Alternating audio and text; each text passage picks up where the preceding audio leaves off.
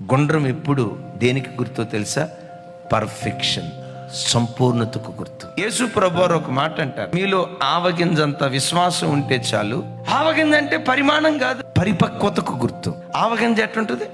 గుండ్రంగా ఉంటుంది. అసలు ఆవగింజలో ఉన్న గొప్పతనం ఏంటో తెలుసా? కూరలో ఆవాలు వేసాం, ఏమంటే మిరపకాయలు వేసాం, టమాటాలు వేసాం, కూర వండాం. టమాటా కాయగా వేసిన తర్వాత, ఉడికించిన తర్వాత చిదిరిపోతా లేదా?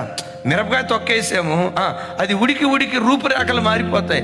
ఇప్పుడు తాలింపులో ఆవాలు వేశారు, మామూలు కాదు, తాలింపులో ఏగినాయి, గంటసేపు కూరలో ఉడికినాయి. అగ్ని లాంటి నూనెలో అది కాగినా వేగినా తన రూపాన్ని అది కోల్పోలేదు. అంటే దాని అర్థం ఏంటో తెలుసా? పర్ఫెక్షన్. బిడ్డలారా, ప్రతి విషయం విశ్వాసంలో, పరిశుద్ధతలో, ప్రేమతో కూడుకున్న జీవితంలో పర్ఫెక్షన్.